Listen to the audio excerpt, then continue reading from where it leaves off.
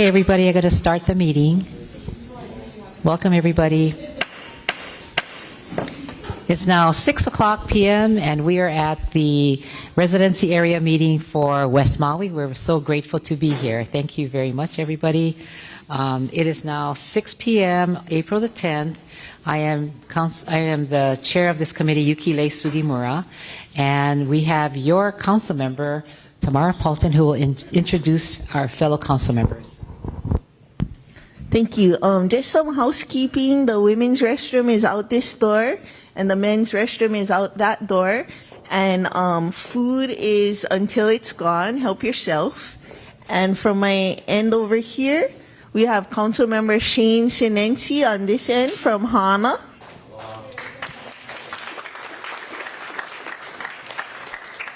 Then we have Council Member Tom Cook out of South Maui. Our chair, Yukile Sugimura, is coming from the Kula Upcountry District. And we have Council Member Kiani Rollins Fernandez from the island of Molokai. Hello.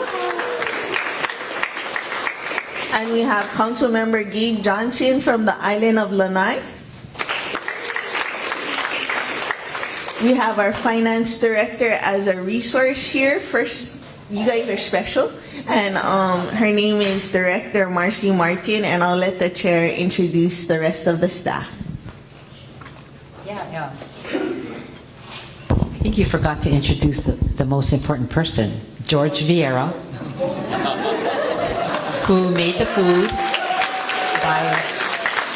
and not by demand, by command, right? And we'd like to thank Carl from Akaku, who is filming this tonight. So we will be playing back the whole meeting through Akaku and filming it. And we don't have anybody who's not here being able to come online because we didn't set ourselves up for that kind of meeting. But we are very happy to have Akaku's support. From the committee staff, we have Maria Leon. Is Maria here or there? Maria's there. Lori Ann Tengan, as well as Ellen McKinley and Keone Hurdle. Thank you very much. Finance Director, she was introduced, and I want you to know that we asked her to be here as a resource because we were getting questions about real property tax assessments.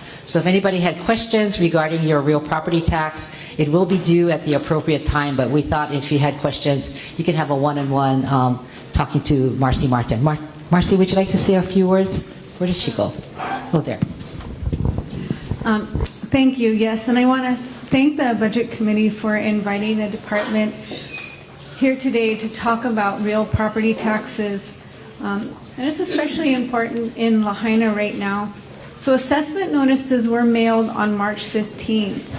And like the past few years, values have increased due to the general market conditions.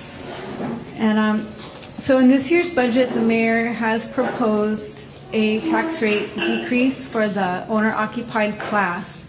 And tax rates are part of this budget process. Once we certify values on April 17th, this body and the council will be deliberating on tax rates. So your opinions and testimonies and letters are encouraged. So the County of Maui offers a variety of targeted tax relief, and I just wanted to real quick review those. We have our owner-occupied exemption, which gives you $300,000 off the value of your home plus the favorable rate. And applications are due December 31st, and you only apply once for the home exemption. Then once you have your home exemption, you may be eligible for a circuit breaker credit, which is an income-based tax credit, and that is by application each year. And this past, was it in November, the council passed new criteria for the circuit breaker program, which is going to allow more people to qualify.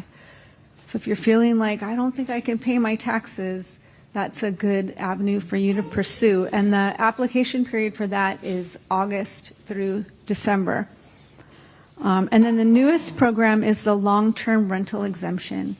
If you are renting long-term to someone for a year or more, you can get a $200,000 exemption plus the long-term rental tax rate, which is also favorable. And you can double up on your long-term rental exemption and your home exemption. So if you have two houses, you can get the home exemption in the house you're living in, and then the long-term rental exemption in the second home. And I also wanted to mention that homes destroyed by the wildfire and homes located in those burn scars are exempt from real property taxes again this fiscal year. That was passed by Council this November, Ordinance 5727. But even though you're exempt, I want to remind you to make sure your mailing address is up to date at the Real Property Assessment Division, because you will want to receive mail from us, and when you do become taxable, you'll want to be notified. And we are located at the Kahului Service Center. We're open Monday through Friday, 8 to 4, and we're very reachable. You can call us, you can email us. Phone number is 270-7297. Email is rpa@co.maui.hi.us. So any time of year, if you have a question about your assessment, you can reach out to us. And I am available for questions. Right now, I will go out to the patio if you want to meet with me one-on-one. And thank you.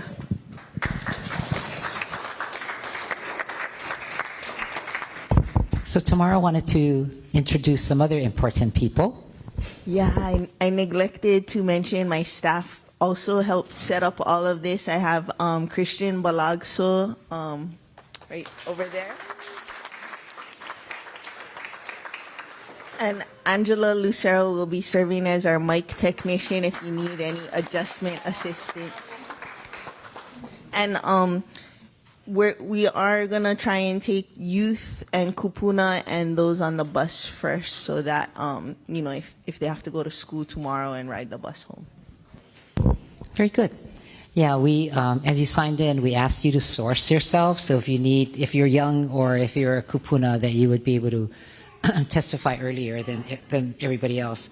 So this meeting is being televised through Akaku, so thank you very much. We will now take public testimony, and if you would like to testify, please identify yourself by name.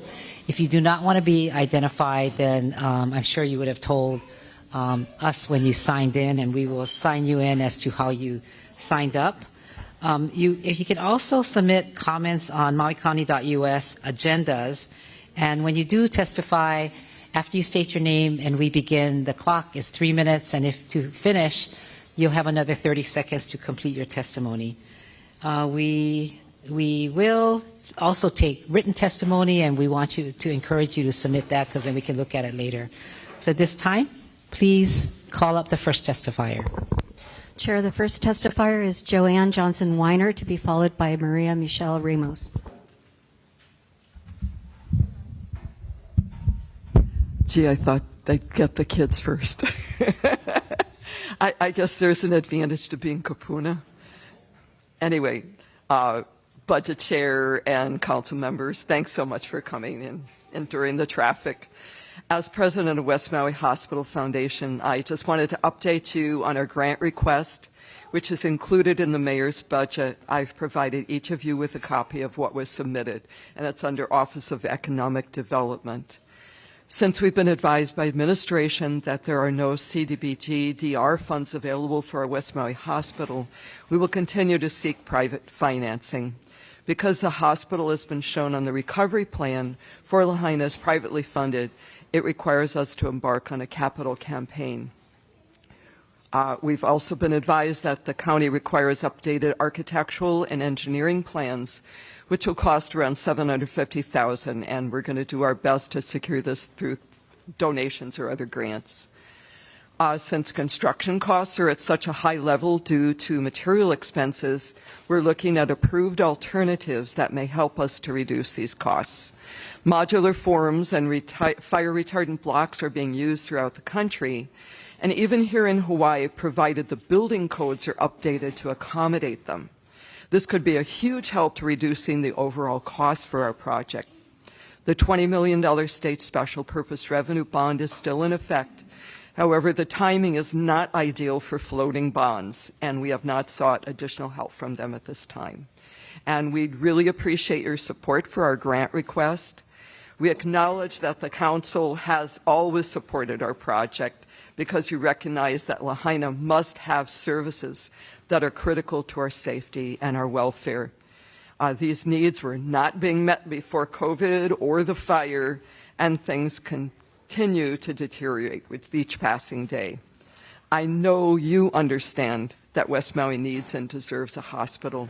Whatever you can do to make it possible will be a blessing for those of us who live here now, as well as future generations. Thanks very much. Thank you very much, former council member. Really. Anybody have questions? See none. Next testifier. Thank you. Chair, the next testifier is Maria Michelle Ramos, to be followed by Thomas Daya.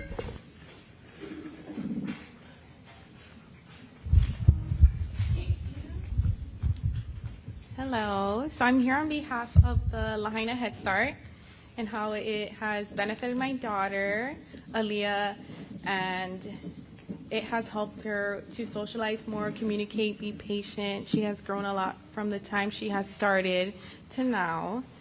And I am grateful for Head Start, and I'm positive it will help other kids in the future. And also the Lāhainā teachers have been really good to not just my daughter, but everybody. And thank you. Very nice. Any questions? See none. Next testifier, please. Chair, the next testifier is Thomas Daya, to be followed by Dan Jagger. Aloha kako. My name's Thomas Daya, Director of Operations of the Boys and Girls Clubs of Maui. And on behalf of the thousands of youth we serve across 6 different clubhouses, and soon to be hopefully 8, with one of them being on Molokai, I just want to give you a big mahalo and hope for continued support in doing what we do here, there at Boys and Girls Clubs. Without Boys and Girls Clubs, thousands of youth, hundreds of youth a day, thousands of youth a year wouldn't have a safe, fun, and positive place to go. Many of the kids we serve, some have supportive relationships at home, others do not.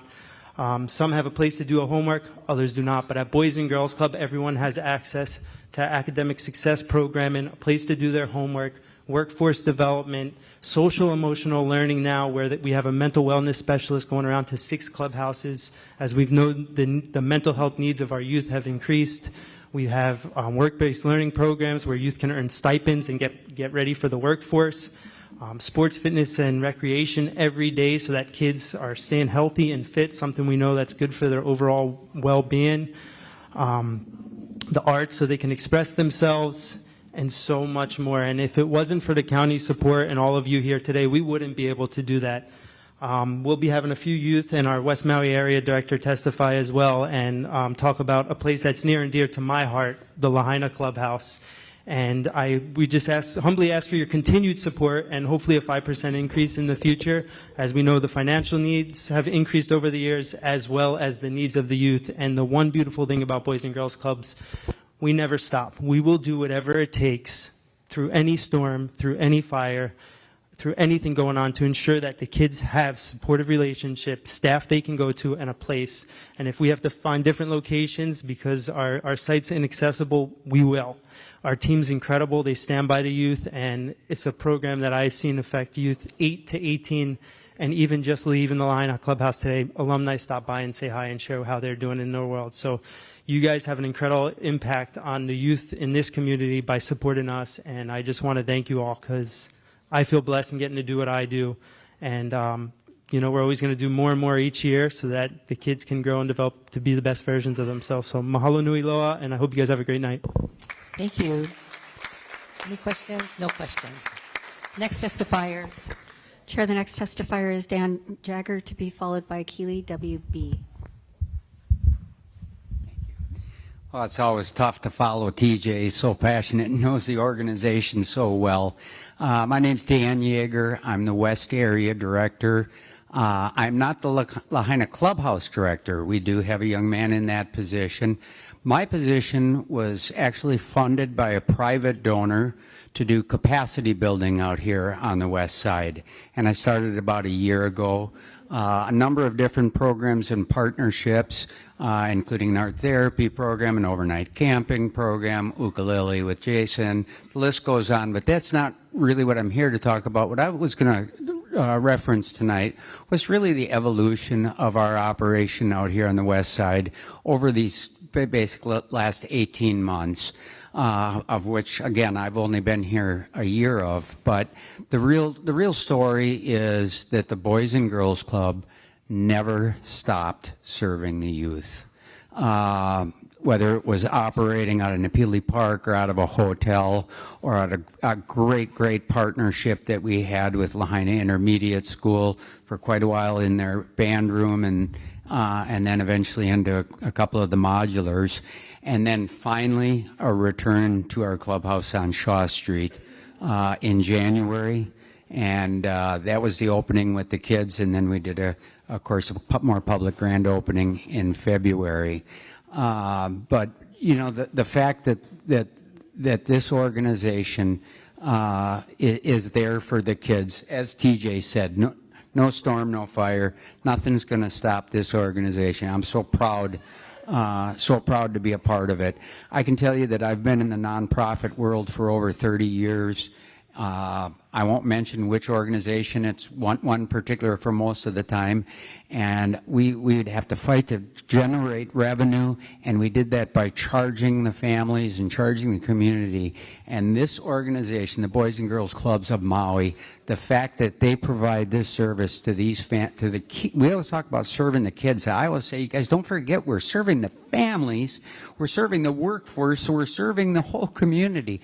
But for this organization to do this at no charge and no fee to the families, through the support of the county as well as the support of many donors and foundations, it really is amazing for our families and our kids. So we appreciate your support so very much, and we're about to have some of our youth come up and speak. Thank you for your time. Thank you for your service. Next testifier, please. Chair, the next testifier is Keely WB, to be followed by Noe DLG. No, I am Eke Aloha. I am Keely. I am a member of the Boys and Girls Club of Maui, Lāhainā Clubhouse. I have been a member since August 2024. I learned about the clubhouse from a few friends and also from the August 8 We Are Lāhainā event. Through the months I've been at club, the programs I have learned to enjoy is esports, money matters, and dodgeball. Through the other few months, I have met many amazing people that have changed my life, and they also gave me a sense of belonging. We, as the youth of Lāhainā Clubhouse, want to thank you guys for supporting us, and we want to mahalo you guys for all the work you have done. Mahalo. There's a question for you, if you could come back. Oops. Thank you. Sorry about that. Thanks for coming back. I have a quick question for you. You mentioned esports. What games are you playing? Right now, we are trying to get some of the kids into a few other games. Mario Kart, Super Smash Bros. We're also getting a few of the kids into one of the more active games, Just Dance. Just Dance? Yeah. Where you dance on the thing and you get the score? And it's a sport, so the highest score wins? Yes. That's amazing. Thanks so much. Thank you, Chair. Of course. Very cool. Thank you. Next testifier, please. Chair, the next testifier is Noe DLG, to be followed by Wendy M. Aloha, my name is Noe. I am a member of the Boys and Girls Club of Maui, Lāhainā. Sorry. I have been in attendance since June 2023. I like coming to the club because of the variety of games, sports, and activities. The clubhouse has helped me become more confident and social. I like coming. Well, sorry. When I first joined the club, I was very shy and timid. I wouldn't even talk to the staff themselves. I would keep to myself, and the more I kept coming, the more easier it became to be able to talk with the rest of the people, and I started becoming more active, joining more programs, and I liked coming to the clubhouse. So after that,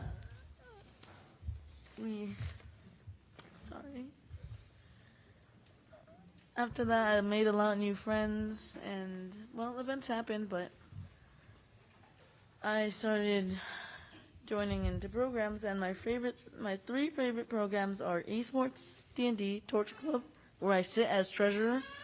One thing I've learned at the club is to respect others. This skill allows me to be more compassionate and help others. I have most fun when I'm playing soccer at the club, and it allows me to be active and learn new things. I couldn't have experienced these things without your support. Mahalo from the Boys and Girls Club. Very well done. Any questions? Seeing none. Thank you. Next testifier. Chair, the next testifier is Wendy M., to be followed by Hedy Udarbe.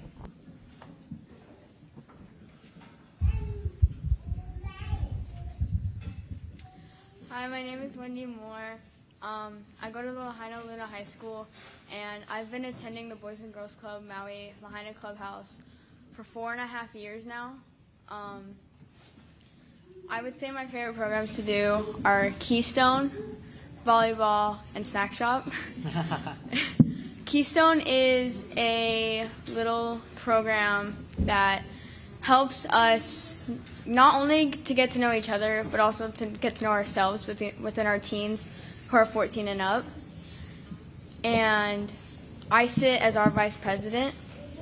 And I remember whenever I first came to the clubhouse, I was 11, and the teens there who were in Keystone inspired me so much, and I never thought I would be here as a 15-year-old, only 15, being our vice president and the oldest, and one of the most longest going members there. And after the August 8, 2023 wildfires, it was very weird to go to a park or a hotel lobby or my middle school at the time band room and have to call it a clubhouse. So whenever I got the news that we were moving back to our clubhouse, I was very thankful to be in my second home, which means so much to me, and I couldn't have done it without your guys' support. Thank you. Very nice. Thank you. No questions. Next testifier, please. Chair, the next testifier is Hedy Udarbe, to be followed by Ginger Prince.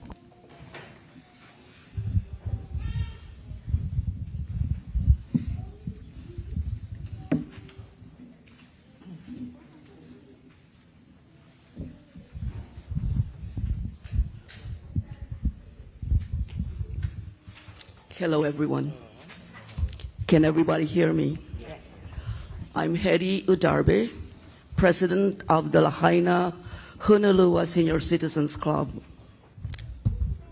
I'm here to ask to support all programs that impact our seniors. With the wildfire behind us, the seniors are slowly getting back to normal. They were devastated when the Kaunoa West Center was engulfed in fire. That's the place where they do their monthly meetings. You know, they do a lot of activities over there. And like I said, they were really devastated. So at that time, Arlene Kirby, their president, diligently tried to look for a location where they can hold their monthly meetings. She asked the help of Debbie Kabibi. Debbie is the CEO of MEO. Together, they found a place, and MEO opened their door to the Lāhainā seniors, and they found a room where we can hold our monthly meeting. You should see their faces when we told them that. Happy, thankful faces. Finally, they're able to meet their fellow members. They get together, contact each other, chit-chat together, keeping touch of what's going on, and slowly they heal together. There's such a close, I'm not from Lāhainā, they are such a close-knit family. This is what I observed. So I would like you to please continue to fund the MEO transportation. I'm here to ask for that. There are many seniors who can no longer drive. Pretty soon I will be one of them. So they depend on the MEO bus to take them to the Queen Kaahumanu Shopping Center, Maui Mall, Walmart, Target, to the doctor's appointment, post office, or excursions that are sponsored by the MEO. Transportation also allows them to join the activities of the various senior centers throughout the community. Activities like aerobics, Tai Chi, oil painting, and computer classes, which I do need that, where our seniors learn new skills. Many of our seniors live alone. Attending these activities helps them make new friends and interact with other seniors, keeps their minds alert and their bodies strong. Thank you. Thank you very much. MEO drivers are very... Yeah. Am I out of time? Thank you. Anybody Can have I any just questions? share one case scenario before I go? I would like to share a scenario where a dialysis patient from Rainbow Dialysis was being driven home at 8:30 in the evening. On the way home, the MEO driver noticed that the patient's arm where the fistula, this is where they do the dialysis treatment, is bleeding and dripping in blood. The MEO driver made a quick decision. Instead of taking that patient home, she called dispatch and informed her of the situation. Dispatch called Rainbow Dialysis because that area, Liberty Dialysis. So the patient came from Rainbow. On the way, the Liberty Dialysis is closer. So the driver took the patient to Liberty Dialysis. The nurse was already waiting for them out there because the dispatch informed them of the situation. And the nurse went in the bus, assessed the situation, and look at the patient, give proper treatment, change whatever is needed to be, do whatever what's needed to be done, and the patient was driven home safely. So if there are so many, but if I do all that, we're going to stay here all night. Thank you so much for listening. Thank you very much. Thank you. Beautiful story. Next testifier, please. Chair, the next testifier is Ginger Prince, to be followed by Ellie Cochran.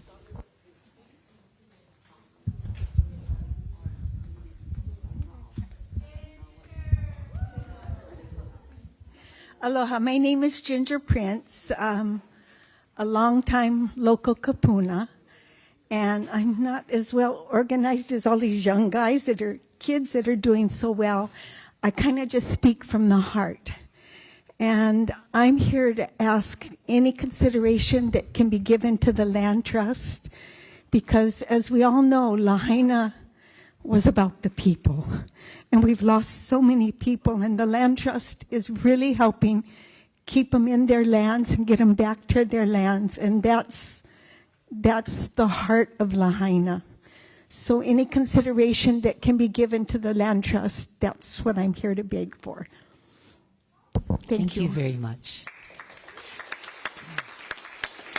Next testifier. Chair,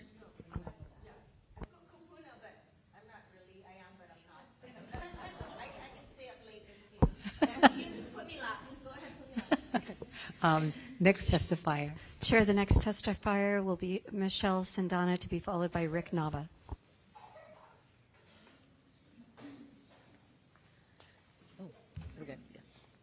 To the county council members, staff, and honored members of our community. Aloha and good evening. I'm Michelle Sandana. I'm a proud resident of West Maui, a volunteer board member of the West Maui Hospital Foundation, a retired U.S. Army soldier, and a full-time real estate broker on our island. Thank you for the opportunity to speak on one of the most critical and urgent needs facing our community today, the construction of the West Maui Hospital. Currently, West Maui residents rely on a single highway, our only route in and out, to access the nearest hospital. This highway becomes a dangerous bottleneck during accidents, natural disasters, or even routine traffic congestion. In emergencies, the 45-minute to 1-hour drive to the central hospital can and has cost lives. I've heard heartbreaking stories from families whose loved ones didn't survive the journey. One friend of mine gave birth in an ambulance on the side of the road before the poly. She lost a significant amount of blood and required an emergency blood transfusion upon arrival at the hospital. The outcome could have been far worse. No mother, no family should have to endure that kind of fear and risk. During the COVID pandemic, I became the primary caregiver for my father as he battled cancer. I rushed him to the emergency hospital or emergency room multiple times, often in the middle of the night. I recall one night in particular, after hours of waiting, I was told he would be admitted. Relieved, I drove back to Lāhainā and arrived home just after 9 p.m. Within 15 minutes, I got a call that he was being discharged and needed to be picked up immediately. I explained that I needed at least 30 minutes of rest before making the drive back for my safety and the safety of others on the road. That night never left me. As a real estate broker, I once worked with an 81-year-old client who pleaded with me not to grow old on Maui because of the limited access to health care. She had already visited the ER several times in the short period I knew her. All I could say was, "Ma'am, if the good Lord allows me to reach your age, I hope there's better medical care on this island." Eventually, she left Maui. That should never be anyone's only option. And now, as West Maui continues to heal from the devastating August 8, 2023 wildfire, the need for a hospital has never been more urgent. Our community has been through unimaginable loss and trauma. Building the West Maui Hospital is not just about convenience. It's about resilience, preparedness, and protecting lives in the face of future emergencies. Hope is not a strategy. I cannot wait until I'm 81 to take action. I stand in strong support of building this hospital, not only for the residents who live here now, but for the generations who will come after us. West Maui needs this hospital. We need your support at every level of government to make this plan a reality. Our community deserves timely, reliable, and compassionate health care. Mahalo, Noloa. Let's make it happen. Thank you. Any questions? See none. Next testifier, please. Rick Nava. I see you walking up. Chair, the next testifier is Rick Nava, to be followed by Carolyn Aviloa. Thank you. Hello, everyone. I'm Rick Nava. I am representing the West Maui Taxpayers Association. I actually had a chance to review the budget and trying to compare it from the previous years. But the one thing I wanted to share also is that for the last 3 years, I've stood here and we've been advocating for our parks and recreation, especially for the playground here in Lāhainā. Please, please, please take care of our playground. This is the only thing that we have right now. When you talk about mental health, those are the kind of things that would help our children. So please provide us with playground equipment. Those playground equipment was actually donated by the Hyatt Regency Maui. So if you could please upgrade that as well as fix our aquatic center, that would be very helpful. The other thing that I'm very concerned, as we all know, safety, health, and welfare should be our priority. I am very concerned the decrease on the budget from $17 million to $3 million for MEMA. I don't know exactly what's going on. That there is an increase in public for police and fire department, but to have a $13 million decrease in the emergency MEMA, I'd be very concerned about that. So please take a look at that. The bypass, I fully understand that this is an issue with the state. However, with the $1.6 billion that we received from the federal, and I've been attending all these meetings, and everything about the $1.6 billion is about housing. Well, the bypass actually saved a lot of people's lives, including my family's lives. To rebuild the town and not include the bypass being extended to the north, I think that's kind of like neglecting our responsibility in providing safety for the people of Lāhainā. We need to really take a look at that and see what we can do with the $1.6 billion. I'm told that by the state that it was at $55 million at one point. Maybe it's more now, but we're dealing with $1.6 billion. I know it's not in the budget, but I'm hoping that you guys could push for that. I've been listening to a lot of the talks about everything what's going on here. I am very concerned. By the way, I'm also the chairman of the board of the Maui Chamber of Commerce. I am very concerned that nothing is being said about our small businesses. No grants, no money, nothing was going on. We need to get these people back. When we had the COVID, grants were given to some businesses to get them back off the ground. And right now, people on Front Street, the owners there, they're really looking for help. I've talked to a lot of people. A lot of these people are actually leaving the island because they can't, they're tired of going through the process. They don't know the process. And I've actually talked to a lot of people. And now you got all these people here in Lāhainā that's building all these humongous homes with the same road. And again, this is all about safety right now. I know that's not part of the budget, but since I have you as an audience, I'd like to go ahead and share that with you. And it was actually 6 pages, but I cut it down because I only have 3 minutes. So anyway, bus services. Please, please, please. We need to look at the bus services so that people can go back to Kahului to work. They can come in to work here, but when you stop the bus at 9 o'clock, most people work from 1 to 9, 2 to 10, 3 to 11. They would love to take the bus into Lāhainā, but they're not able to go home. So anyway, I heard the bell, so thank you so much. Aloha. Thank you very much. No questions. Next testifier, please. Chair, the next testifier is Carolyn Aweloa, to be followed by Miriam Kao. See you. I'm a little shorter, yes, thank you. Hey, aloha. I'm Carolyn Aweloa. I was born and raised in Lāhainā. I serve, I'm one of the founding members, and I'm the Director of Operations for the Lāhainā Community Land Trust. And I just wanted to come and I've been able to thank many of you individually over the last year, but I want to thank you collectively as a committee again for your support last year. We can't emphasize just how much your support and confidence in our team and what we're here to do has meant to us, and we have leveraged it and been having an amazing season of growth this past year. We have just this afternoon verbally accepted our 7th property. It's actually coming by way of a donation, a planned giving donation that we're blown away by. And to me, it's just a testimony of what we're seeing grow in our community, where more and more people are seeing hope for our future, for our community to still have a place here for generations. And so a lot of this is being made possible because of the support of you folks and the many other donors and funders that have believed in this mission. And so thank you. we have our first 4 insurance gap participants about to sign paperwork, and we are working diligently to get the next 10 in the queue. Again, thanks to a lot of support from you folks. And to me, this is really where some of our most important work is. This is where we're helping our homeowners rebuild and successfully get back home. With the escalating prices, I mean, we couldn't have a more perfect storm with now the tariffs and the changes to shipping, and the struggle is so real. Families are doing everything that they can, figuring out every strategy, turning over every stone, and we're so grateful that we can come and stand in that gap with them and help. But there's so much more need.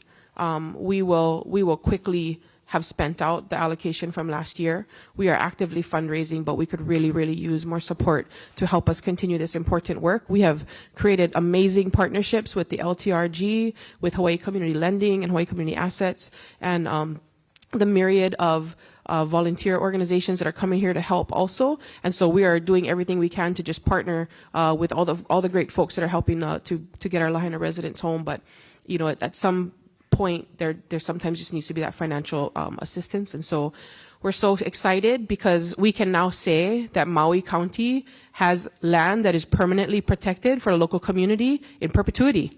That's the first time I think we can really say that. That's an awesome win, guys.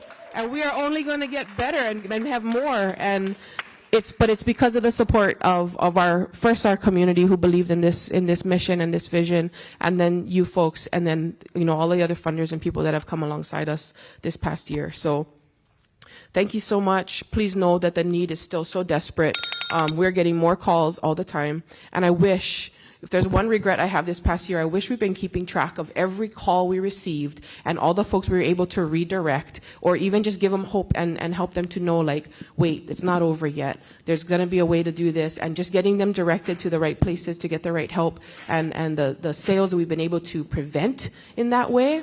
That to me is a win. We don't have a measure on it yet, but we're trying to do better at keeping track of that kind of stuff now. But we're getting more and more calls all the time. The realities are becoming clear for a lot of families, and we want to be able to continue to meet that need. And we thank you so much for your support, and thank you, Mayor Bisson, for putting us in his budget. Thank you very much. Any questions? Question from Member Sinensis. Mahalo, Caroline. Yes. And mahalo to the crew for you guys' great work. My question was, is the land trust pursuing open space in Lāhainā as well? We have the option, we have the ability to, but our community's most desperate need right now is affordable housing, and that's where the greatest opportunity has been and need. So we've been mostly focused there. We have explored a couple of open space options, and there's some conversations going on, but we haven't closed on any of those yet. Okay, because I saw that in the open space there are some funds for the Lāhainā area. Yes. So, yeah, we're in communications with actually a few other county departments and other community organizations to see what role we might have to help. Oh, good. Yeah. Okay. Thank you. Yes. Good question. Thank you. Member Rollins Fernandez. Mahalo, Chair.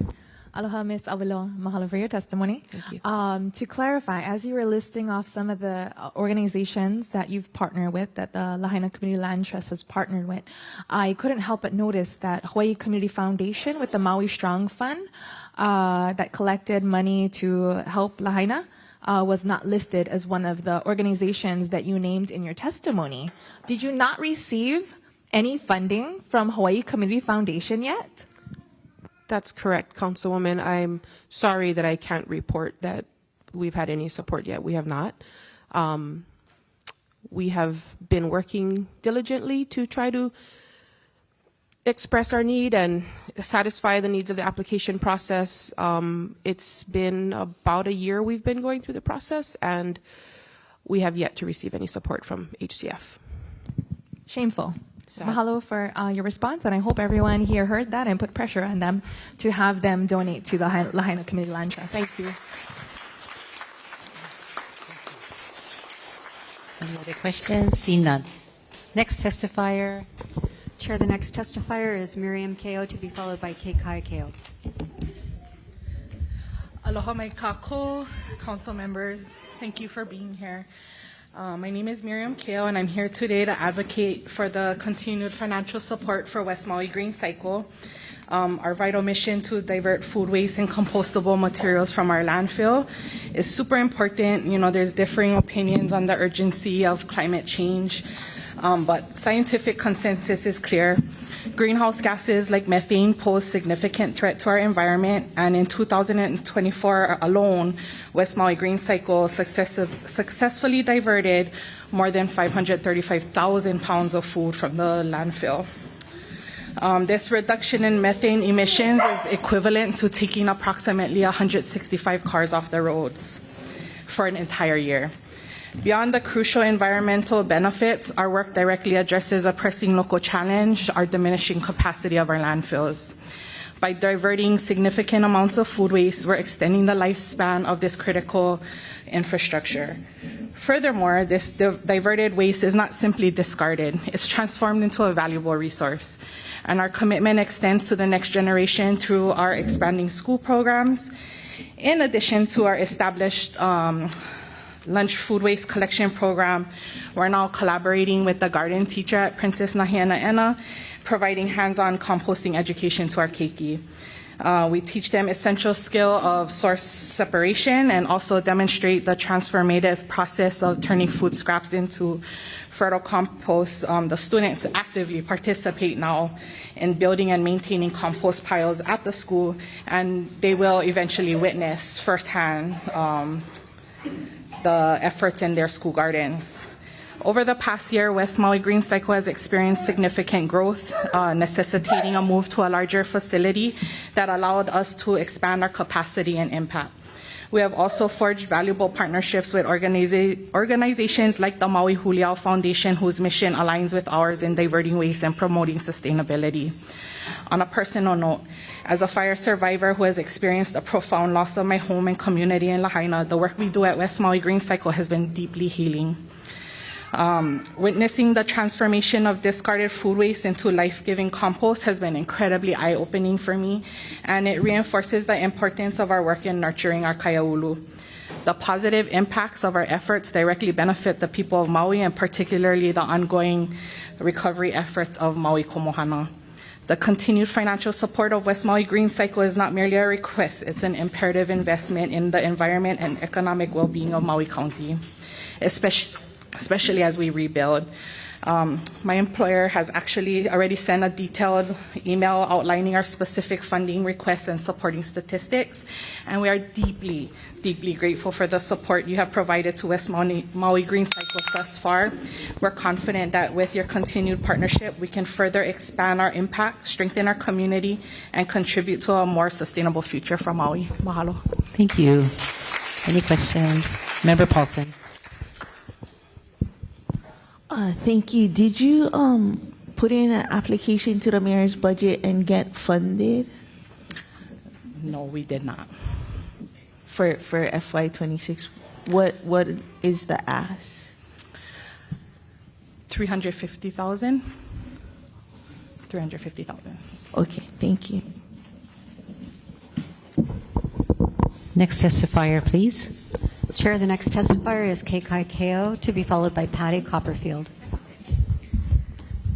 Aloha mai kako, and thank you for the opportunity to speak today. My name is Kekai Keo, and I'm an employee of the West Maui Green Cycle. I'm here to advocate for the continued vital support and funding of our programs. Like many in our community, I experienced profound loss in the August 2023 wildfire, losing both my home and my livelihood. The opportunity to return to Lāhainā for work with West Maui Green Cycle has been incredibly meaningful. It allows me to reconnect with my home and contribute directly to the recovery and well-being of my community. Beyond the personal significance, I want to emphasize the crucial role West Maui Green Cycle plays in our community resilience and sustainability. Our composting initiatives are reducing landfill waste and creating valuable resources to local agriculture. On a personal level, as a single mom, the job has been an immense blessing. The flexibility it offers me to provide the care to my toddler's needs. I am deeply grateful for a supportive employer who understands the challenges faced by working parents. The continued support of this council is not just about funding a program, it is about investing in our community's recovery, environmental health, and the well-being of its residents, including working families like mine. Your support is imperative to our continued success and our ability to serve West Maui. Mahalo nui for your time and consideration and the funding you guys have done for us. Mahalo. Thank you. Next testifier, please. Chair, the next testifier is Patty Copperfield, to be followed by Jeremy De Los Reyes.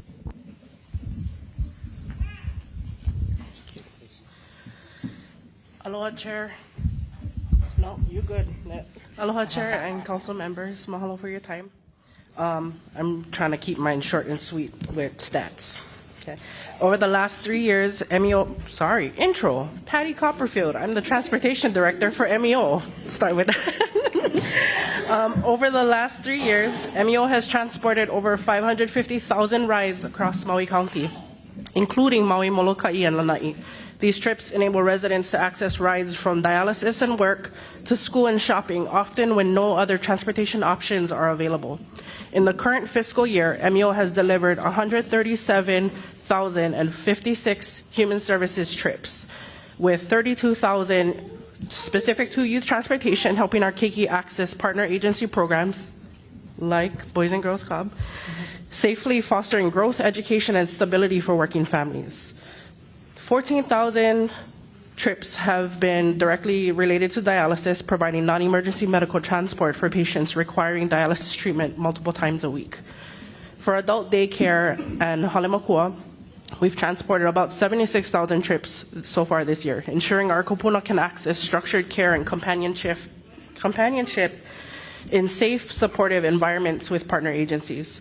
Employment transportation has been just about 7,000 trips for this year, supporting the local workforce with rides that sustain household incomes and contribute to the local economy. When it comes to senior nutrition programs that is part of Kaunoa, we've transported about 5,400 trips this year, transporting kupuna to Kaunoa congregate meal sites. These rides not only are about nutrition, but also promote socialization, wellness, and mental health. Senior services, there's been about 4,500 trips this year, providing transportation to Kupuna Club meetings and community events like the upcoming East Maui Taro Festival that help reduce isolation and maintain connection to culture and community. We've operated just about 4,700 trips for this year, specific to specialized transportation that provides access to daily programs that foster independence for Kalimo Maui, Arc of Maui, La'akea Village, and Easter Seal participants. Our rural shopping shuttle has operated just about 4,200 trips this year, giving rural families access to critical rides to appointments, banking, grocery shopping, and essential appointments necessary to live their lives.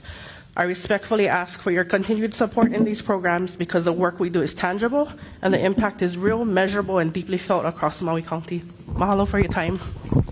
Well done. Any questions? Oh, Gabe Johnson has a question. Thank you, Ms. Copperfield. I appreciate the service you provide, especially for the Lanai folks who come over for the shopping trip. I assume it's your division that goes and picks them up? I cannot take all of that because Rose is a phenomenon on that side. I know Rose brings them down Yes, to the she harbor brings them on down. Lanai. She starts the process and she works with my planning staff to make sure it gets going. But it's definitely, she takes bulk load on that one. I mean, we're so thankful for both of you guys. One thing I'm questioning, though, is, for clarifying, is, you know, post-fire, you have to go down to Malaya now. How does that change your budget? Does it change, you need more drivers, you need more buses, is it more on gas? Has you found an increase by running that program because you have to go to farther? Well, not necessarily farther because prior to the fires, it was Lāhainā coming out to Central. So if anything, Right. now the participants have way more time. Okay. So way more baggage. To go back. Yes. All right, great. Thank you for that clarification. That's true. I saw it. All right. Thank you. Next testifier. Chair, the next testifier is Jeremy De Los Reyes, to be followed by Debbie Amaro. Yeah, we get 3 minutes, or we can just jam. 3 minutes. Well, you guys alright if I go twice, because I'm going to represent one entity and then represent myself. That's okay. No.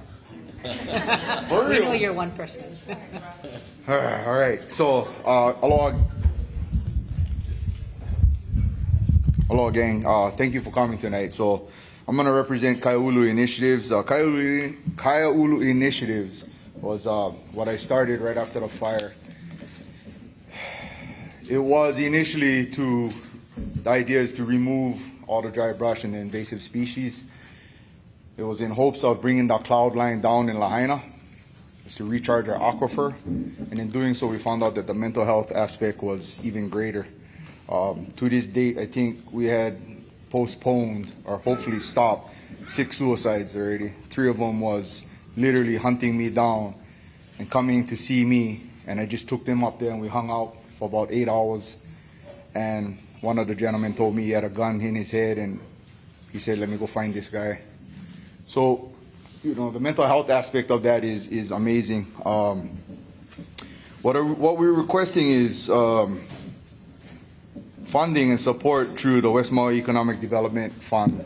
We're looking to help get our resources going. We just spoke to na kupuna o Lāhainā to try to get like a kupuna and keiki day up there where all the uncles and aunties can just come, make lei, talk story, play music, and share more lelo of Lāhainā and wherever their wahi is, and share with our generation and our community here.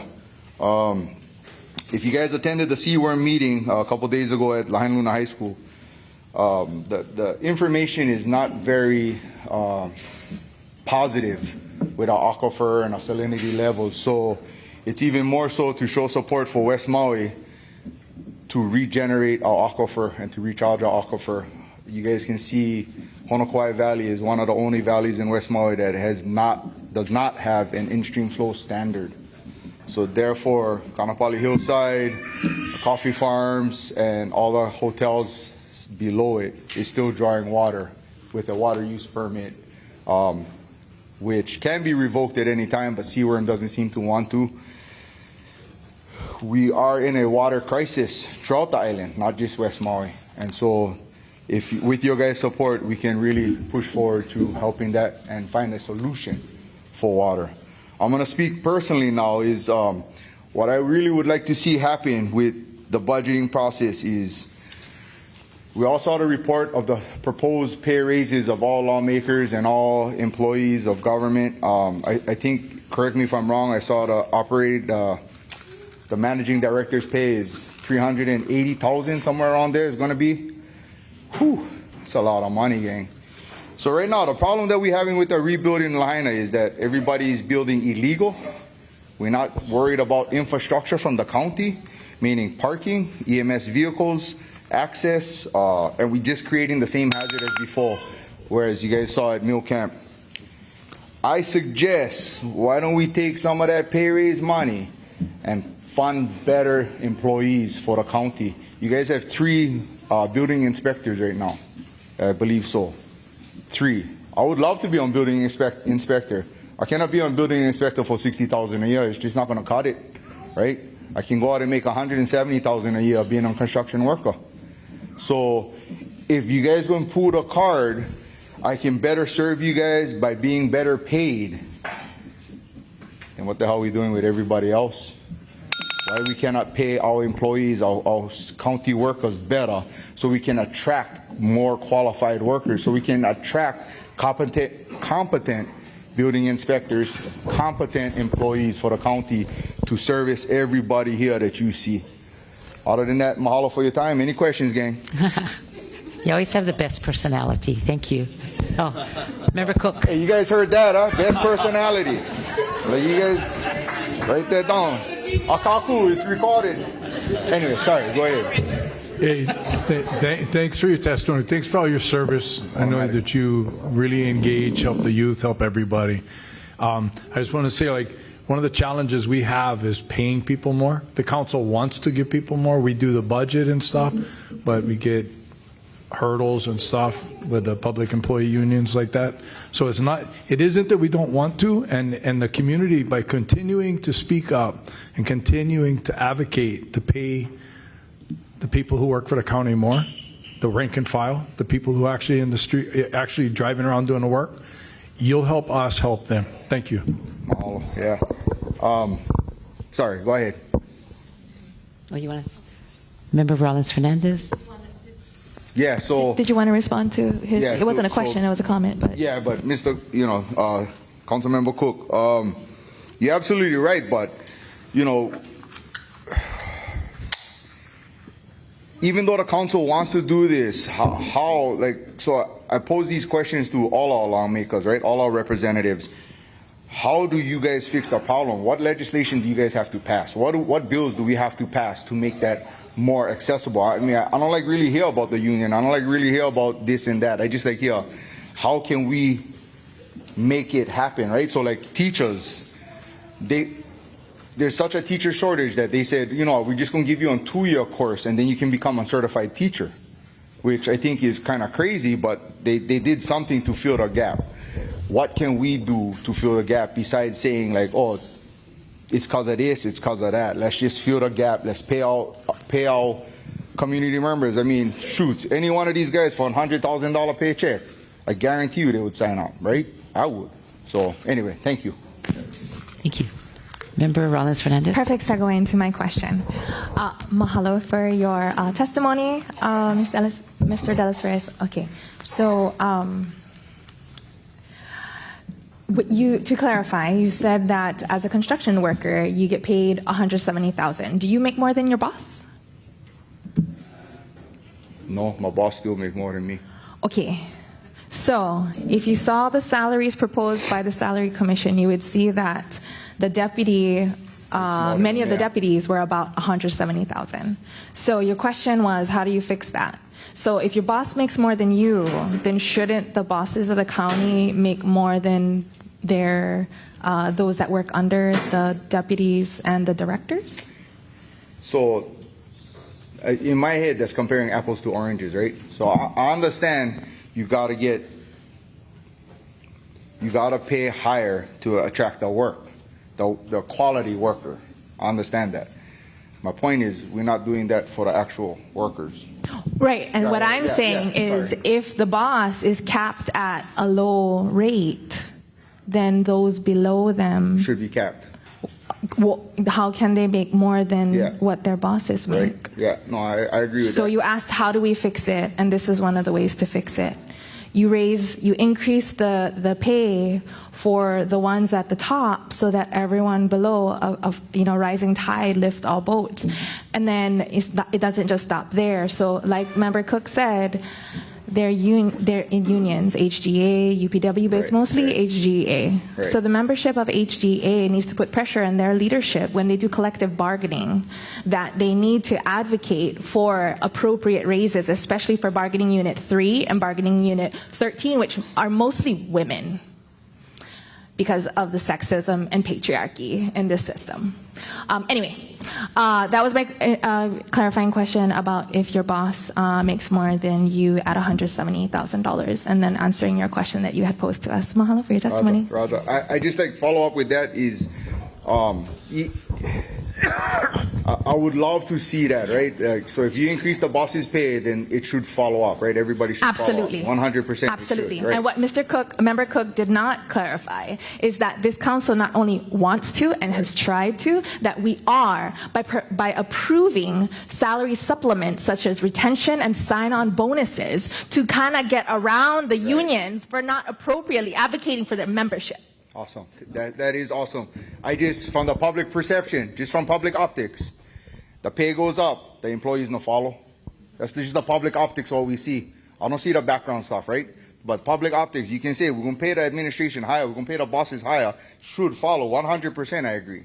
But the public optics is it does not follow. And we still 100%. stop. Yeah. So, hey, mahalo for you guys' time, gang. One moment. Oh, one more question. Just to clarify, we're going into collective bargaining negotiations, so the timing of it, that happened, and then you go into collective bargaining, and you can point to that, right? So that's part of it. But the other thing too, we're trying to do is redescribe all the positions, because if the position description talks about typewriters and like that, the pay is very low. And if they haven't been updated since the 90s, and that's before like smartphones and stuff like that, that's part of the reason the pay is low. And we're also going to take a look at the rules and the regs of the personnel director and see if we can make changes to state law in how they classify the different classes. I guess the thing is you have to classify low, or they like to classify low, and so then the pay is low. So those are some of the things that we put in the budget too, is to look at the rules and regs of the personnel director. When we went to DC, member Sugimura and myself, we there's this consulting company that's funded by NACO, so it's part of our organization that can update position descriptions and things like that. So those are some of the stuff, but it's in the budget as like, you know, to pay consultants to update this, to do this, to this. Awesome. Thank you guys. Have a great night. Thank you. Thank you. Come visit us anytime. Next testifier. Chair, the next testifier is Debbie Amaral, to be followed by Theo Morrison. Aloha, Chair and County members, and I want to say mahalo to the Lāhainā community for just having this opportunity to be here. My name is Debbie Amaral. I'm the Program Director for MEO Head Start, and I just want to recognize the fact that the county has funded Head Start for many, many years, and right now we have 160 children and families that are funded through the county, serving 8 centers, one being in Lāhainā. I'm going to share with you some of the statistics because it makes a difference and the investment that you make in the youth and the families of our communities. So the workforce development that happens by the support and the facilitation of Head Start classrooms makes an economic impact in Maui County. So we have 95% of families attending extended day centers that the county funds have at least 1 or 2 parents working. So that makes a significant difference.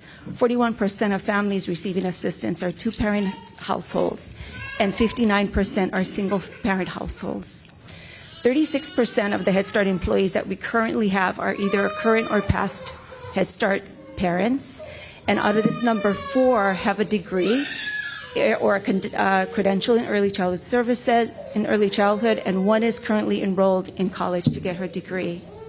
3 are actually students of Head Start that returned now as employees. The classrooms provide a safe, predictable, consistent learning environment for children, which many of them may not have that at home. And parents that are participating are engaged. I have one parent that is from Molokai. She is a veteran and a single parent of 2 children. 122 children will be transitioning to kindergarten. And with that, I just want to say thank you for the support, for the investment that you've made.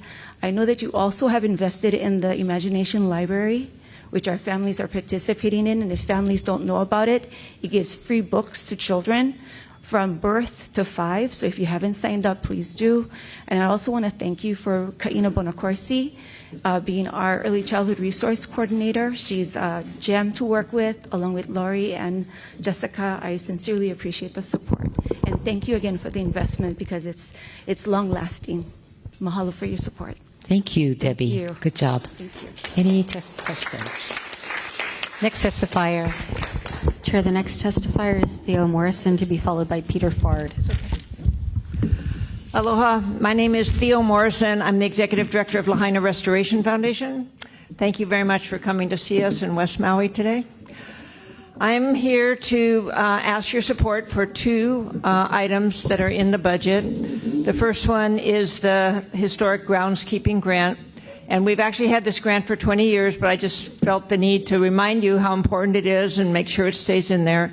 It's for $191,000, and this is a grant that we use to maintain all the parks and open spaces in Lāhainā. After the fire, the whole town, as you know, was closed down, so the weeds just went crazy, and the Army Corps came in and cleaned the big stuff, but there was a ton of other stuff left in the grass.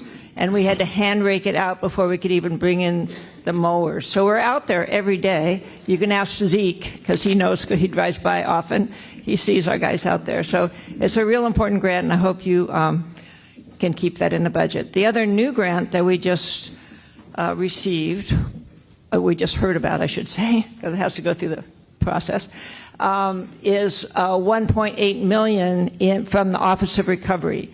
And this is for the architectural drawings and the planning permits and stuff like that for the 3 county buildings that we maintain. So that's the Old Lāhainā Courthouse, the Old Lāhainā Prison, and Hali Aloha. These are public buildings. We're also getting FEMA money for that. We've been working with FEMA for over a year to just the whole process you have to go through with them on that. In total, we're restoring 8 buildings. We own 5 of them, and then the 3 county buildings. So that the money, the $1.8 million, would just be used for the county buildings.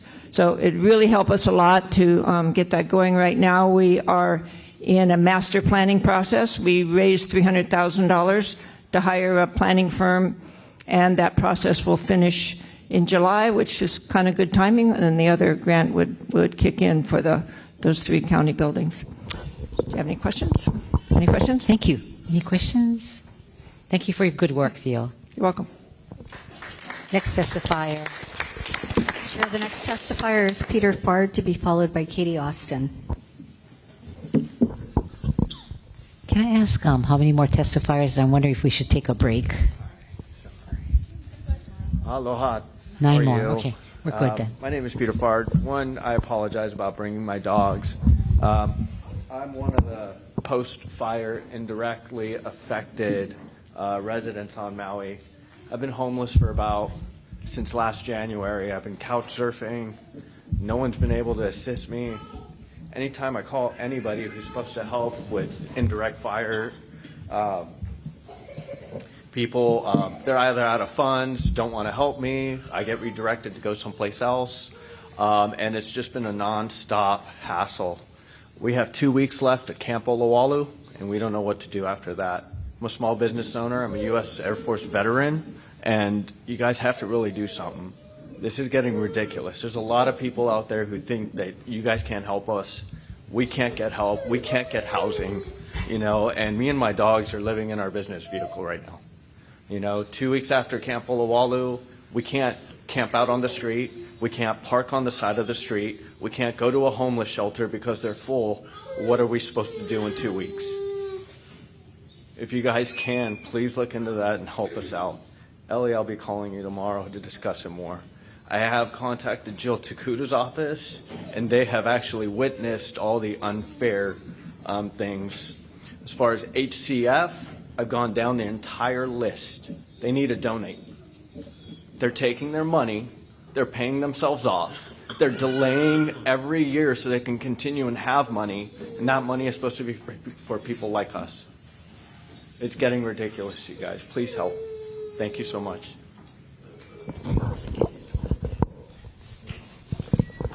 Member Paulson. 1 moment, Peter. Sorry. I just wanted to clarify, you said indirect fire. If you could clarify. So because of the island closure, we lost work. We had to go on unemployment. Unemployment didn't pay us enough. I lost my place. I didn't want to be a part of the eviction moratorium because that could mean my credit. If I was a part of that eviction moratorium, I would not have the money to pay my landlord this whole entire year. I would be in a worse position than I am right now because I wouldn't be able to get a place.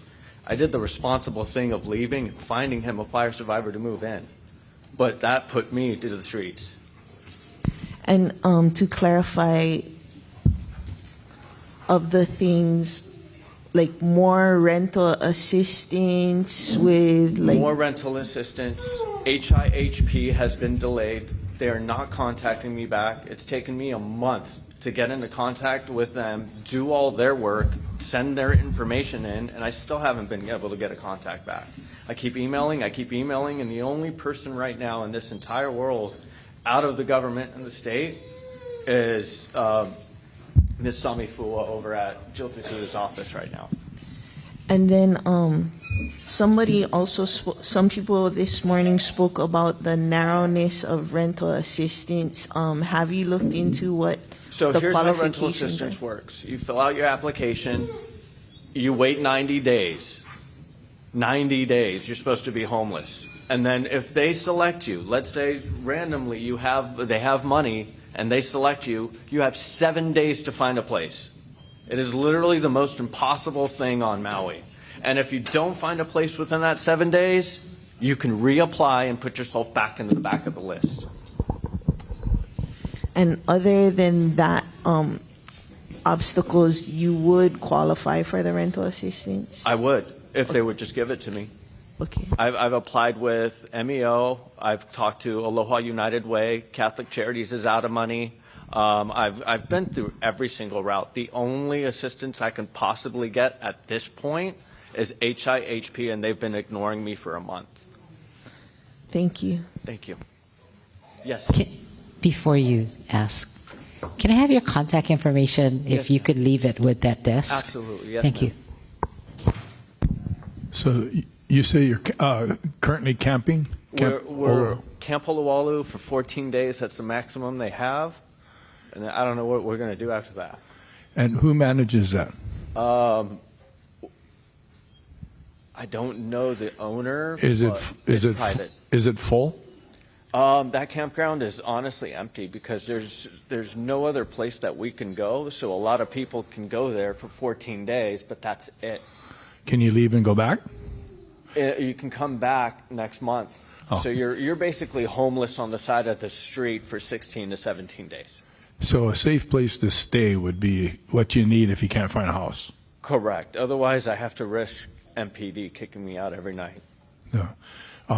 Thank you so much for coming and sharing your experience. It's painful, but it's real, and we feel you, man. Thank you. Appreciate it. Aloha. Next testifier, please. Chair, the next testifier is Katie Austin, to be followed by Ellie Cochran.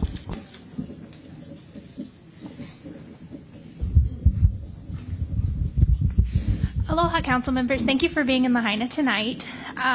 So my name is Katie Austin. I am here with my Kai'ulu Initiatives hat on tonight.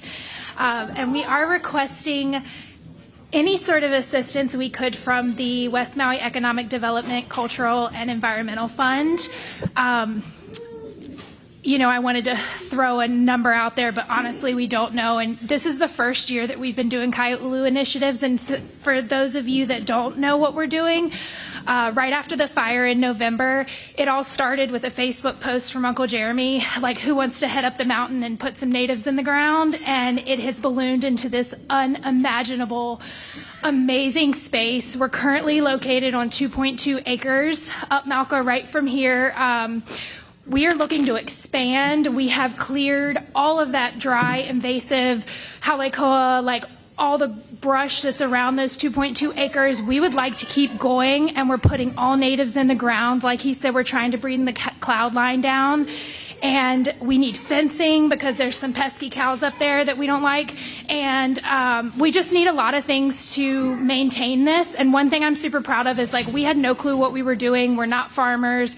We were literally community members. Like, we need change. Like, nobody has done anything with this land for so many years. And it is truly the sense of hope that, like, it brings me so much hope. And like he said, it keeps me going. The mental health aspect is unreal. We have keiki groups up there constantly. We're hosting Hawaii Tech Academy for 6 Mondays in a row. We have Kulakaiapuni kids coming up. Like, it is just it's an amazing space. I would ask everybody to come up and check it out. So whatever we can do would be absolutely amazing. And I just appreciate you all for everything. Also, land trust, yes. And and then also, too, to maybe look in this year's budget about tax increases for second homeowners so that we can, when the Minatoya does hit the county council, we can have a revenue stream to account for what takes away from the Minatoya. So, mahalo. Thank you. Any questions? Thank you. Thank you. Oh, one moment. Mahalo for your testimony, Ms. Austin. I'm sorry, I missed it earlier. How much for Kai'ulu initiatives that you folks are asking for? 30 grand. 30, okay, mahalo. I mean, I don't even know as much as you have, as much as we, I mean, that 30 grand, like, we need machinery, we need fencing ASAP. Those cows, like, cows love tea leaf, and I'm like, I'm gonna, but yeah, so as much as possible, and we just, because we want to keep going. We got 2.2 acres. We're looking for a lease for over 500 acres. That's money, and we haven't realized how much money it costs to do this, and we would rather stick in county and not, of course, we can't rely on anything federal right now, but, you know. Mahalo. I hear a hamburger fundraiser? Yeah. Go ahead. Couple things. I can put a line item for Kailua initiatives, but it still needs to be applied for as a grant. That's okay. Perfect. Yes. And then I got my update from Cynthia Lalo, and I had put in from Malama Maui Nui, but then they got from another one. So this fiscal year ends June 30th. I can contact the chief of staff and say that you wanted to apply for Malama Maui Nui's 40 grand for this year. Yeah. Okay. Yeah, that'd be awesome. Oh, great. Okay, thank you. Thank you all. Next testifier. Chair, the next testifier is Ellie Cochran, to be followed by Autumn Ness. Aloha. Thanks, Council, and for being here. So lots to vet through the budget, but I wanted to highlight a couple items that I thought worthy to bring up. On page 8, item 8, page 7, item 8, it's a green building and resilient housing grant. There's $100,000. I don't really know what the details are in that one. And in conjunction on page 9, the Department of Housing, item 3, experimental demonstration housing projects fund for $4.750 million. And so what I've been trying to do is gather all the alternative like housing options, you know, like maybe you're hempcrete, maybe you're a bamboo guy, maybe you're one company I've been talking with a lot is Robert Tucker of Castle Block, and it's like a composite type of building material. So it's prefab, it's modular and things. Why I'm trying to get a code that allows that type of building here, because it's inexpensive, very economical, it's resilient, fire retardant, right? It's built to withstand hurricane, it's mold proof, it's sun proof, it's salt proof, all these things where an R&M is cut out of the picture, because once you put it up, there's no treating, painting, termite proofing, all this stuff. So I think with these two items, experimental housing and resilient housing type efforts, I think please look into different companies that have these capabilities as we rebuild Lāhainā. And this goes for the community land grant. This goes for, I want to get support from you folks for Hale Maho'olu, not just their projects, their organization, social service, but we're trying to partner the state to rebuild Lāhainā Surf and Front Street apartments in a big master planning. And I think this type of building material will expedite that process even quicker. Same for the West Maui Hospital, which I'm so supportive and glad to see there's a line item for that. But I think the sky is the limit in looking at alternative housing options for our town to rebuild their permanent homes, but also government to build the buildings we need. In particular Lāhainā, but just in general. When you're talking about we're the schools, but when you're talking about any type of offices or whatever buildings, even when we want to look at, there's a couple items for Lāhainā community centers coming up, which I'm so happy to see. The senior center, the bus stops and shelters, and the list just goes on and on. So please, I want to look into more what that entails, these resilient housing and new green type building options. And I think any CIP projects, please keep in mind that we have to build back for safety, health, and well-being of our community. And that really goes for evacuation routes, extension of the bypass. But it has to be a conjunction of all of us putting our funding together for that one, because it did save lives, but it could have saved a lot more lives. So I have a lot more, but I will send each and every one of you some emails, and every department a lot of emails and questions to clarify. But I'm just here to help assist in any way that I can. So mahalo for your time and being with us. Thank you very much. Representative Cochran. You sound like you're still a council member. Yeah. Oh, here's Member Paulton. Thank you. I just was wondering on the alternative housing experimental stuff, did you put that feedback into the CDBG DR action plan feedback? Because I think that CDBG DR monies is what they're going to use, because 80% in Beloya, Lāhainā Surf, Hale Maho'olu, all of those things. So did you let John Smith know about that No, feedback? no, I mean, not in particular, but I've let John Smith know a lot of things, but not, not specifically for that, but I can, and Yeah, but 'cause I will follow up. I don't think county money is going to fund that build back of it. It's the CDBG-DR money. Okay, and just a follow-up, just to ask for support in, you know, efforts with permitting if possible. I thank you for the demolition permits, but, you know, we got SMAs and things of those hurdles to move forward with. So just in that aspect, in trying to expedite. But I also support Maui Adult Daycare using temporary use of the building that is still existing there, along with your West Maui County Council office, too. So. Yeah, we just signed the lease, and then we're gonna bring in the electric and stuff, and then hopefully Maui Adult Daycare can sign the lease with the administration. Oh, good. Okay, good to hear. Yep. Thank you. All right. Okay, thanks. All right. Thank you very much, Ms. Cochran. Next testifier. Chair, the next testifier is Autumn Ness, to be followed by Shannon E.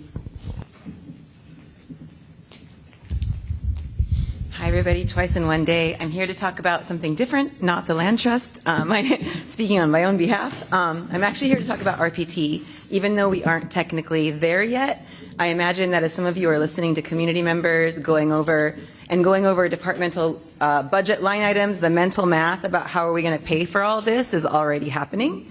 So at this stage in the process, I wanted to share a perspective that is really new to me and that I'm gaining a deeper understanding of this last few weeks, as the Lāhainā Community Land Trust and our team connect with local business owners to better understand their needs, their workforce, and how we can work together towards a thriving Lāhainā. What we are hearing from them has been incredibly eye-opening and pretty frustrating, to be honest, and I hope it informs your decisions about tax structure in ways that generate funds for critical needs in our community. We are all familiar with the stage in the budget where this body kind of tinkers with RPT rates to generate revenue, and the yearly debate about whether to increase taxes on hotels and resorts. We're also familiar with the old narrative that resorts bring visitors here, and then those visitors go into the community and spend money in locally owned restaurants, at locally owned activity companies, etc. In talking with local businesses, I am understanding very clearly that that narrative, that model is dead. That is not real. We are hearing from multiple businesses in all sectors, boat tours, restaurants, surf lessons, kayak tours.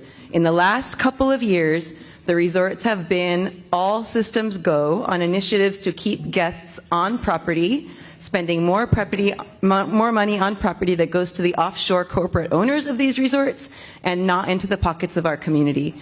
From increasing on-site daily parking fees to discourage folks from having cars and freedom, to starting their own surf schools in-house, paddleboard rental companies, they are hoarding more and more of the dollars that visitors bring to Maui. Every year, less and less of the revenue that visitors bring to Maui stays here, and more of it is siphoned off every year to multinational resort companies. Yes, they pay TAT, but we know that doesn't come to Maui like it should.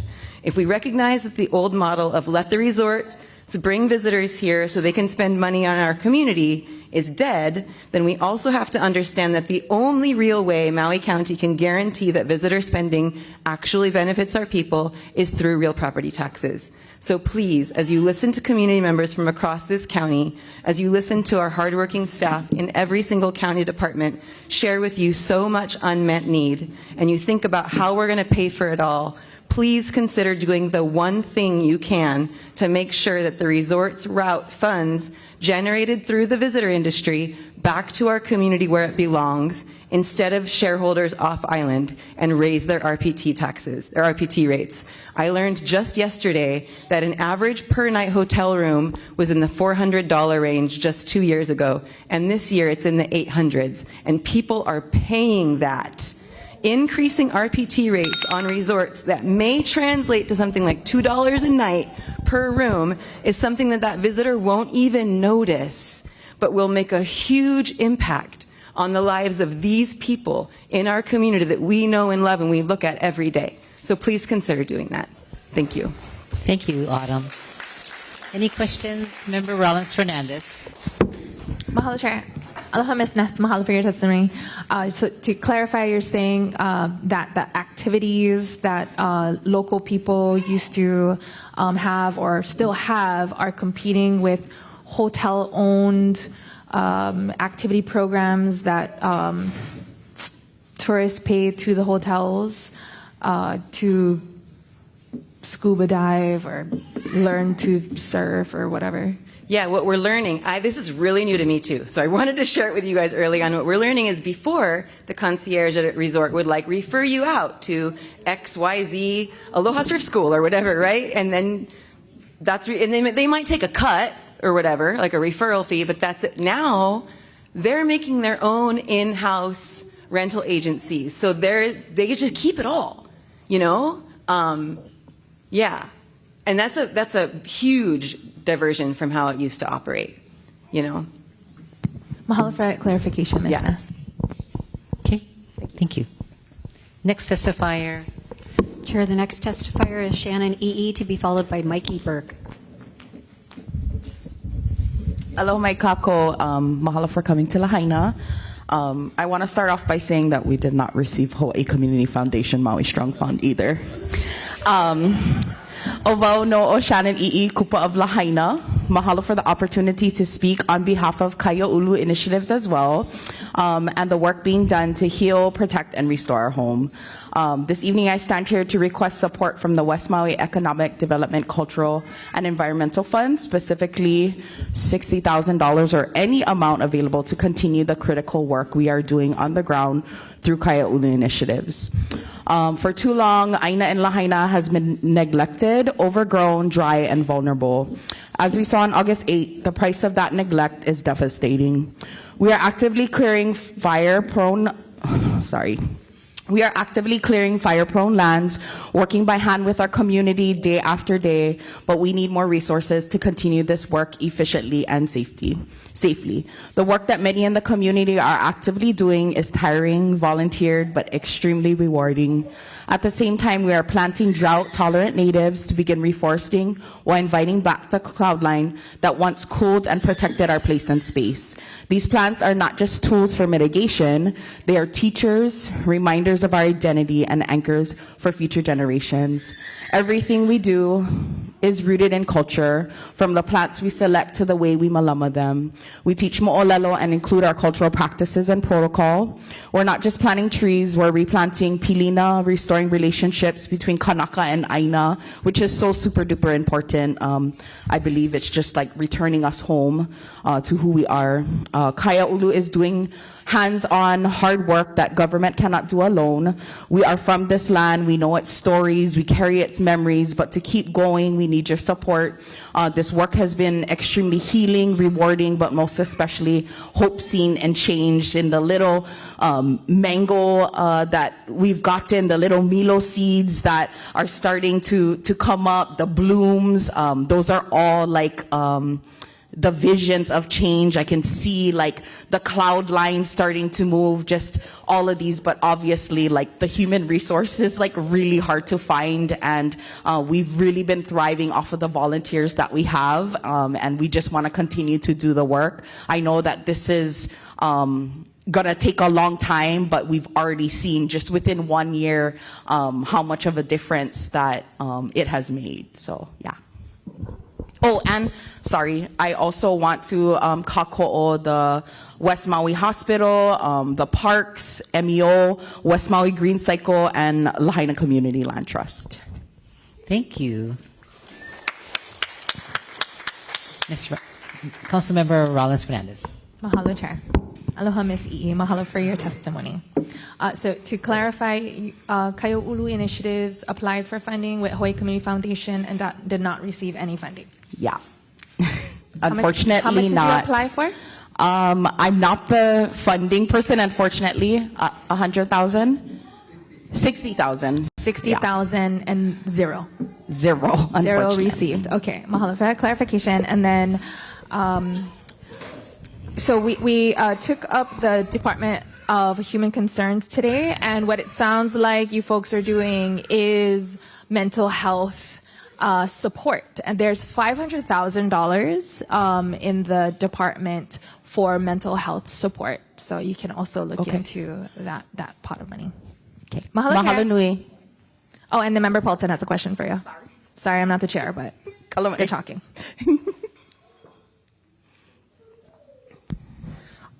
We were just talking and with my staff, so I'm gonna try and put in a budget amendment for this fiscal year for the 40,000 that Malama Maui didn't apply for. The chair was just wondering, do you guys have a nonprofit or fiscal sponsor? We do. We have a nonprofit. Oh, okay. Yes. So that's good, right? Okay.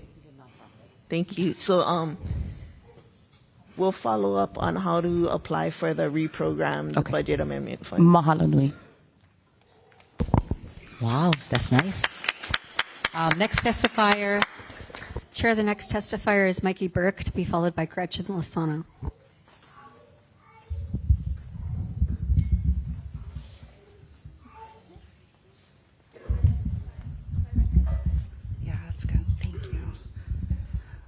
Aloha kako.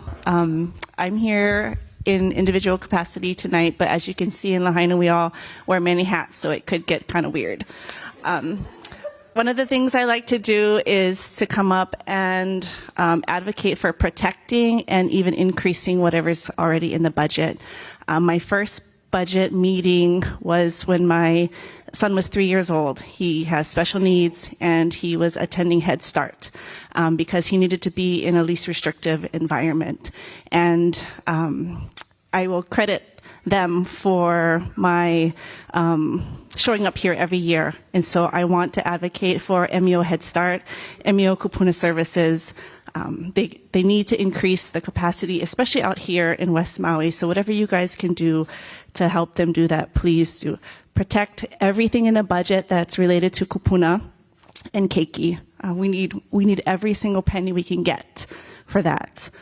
Boys and Girls Club, MEO, all the things. Parks and Rec. Please protect that funding. Increase that funding. When you go to all the parks in Lāhainā, it's pretty dismal right now. Part of it is because we had to let go of the water.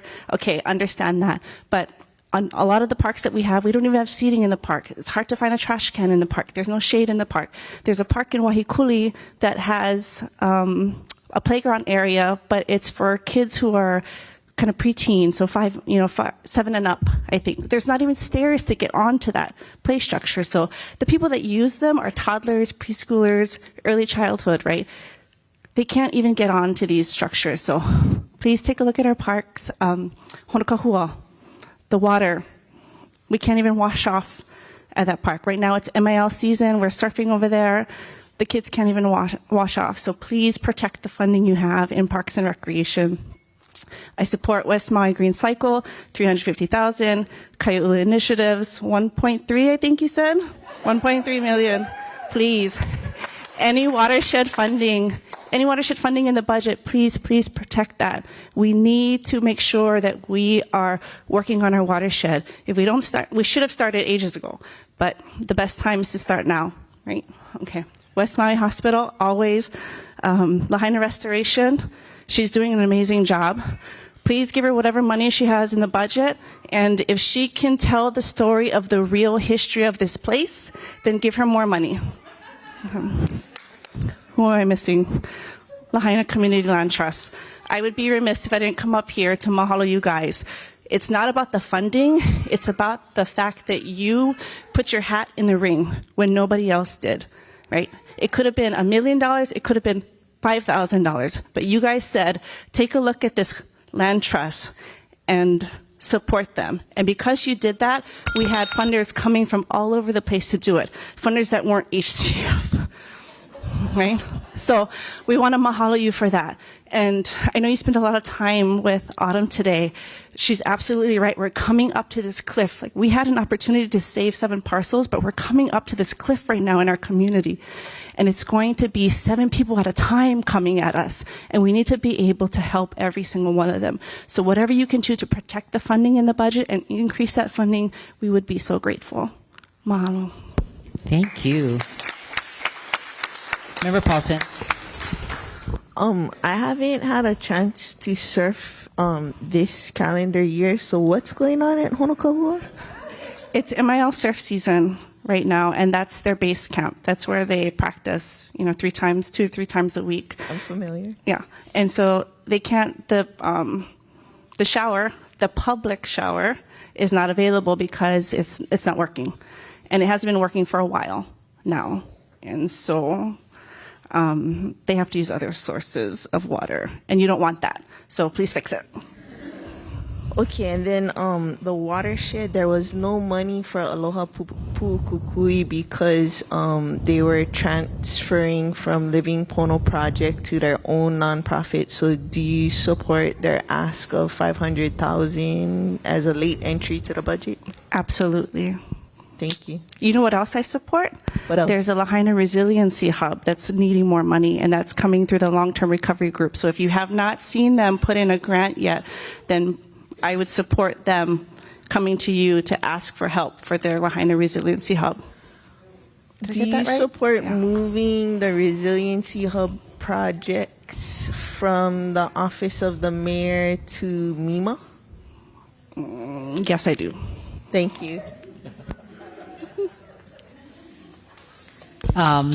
Any more questions? Next testifier. Chair, the next testifier is Gretchen Lozano, to be followed by Adam Lee. Okay, I wrote some stuff down so I don't go off into the kohivis and never come back. So, first of all, you know, Lahaina community is so incredible. Please support Kaia'ulu initiatives. I was just up there for mental health this morning. Please support the Community Land Trust, MEO, the Boys and Girls Club, and the hospital. And mahalo for all of your guys' support for West Maui Green Cycle over these last several years. It began as a wish 18 years ago, a way that I thought I could serve our Lahaina community. And it started becoming a reality right inside the council chambers in 2015 when I first met my business partner.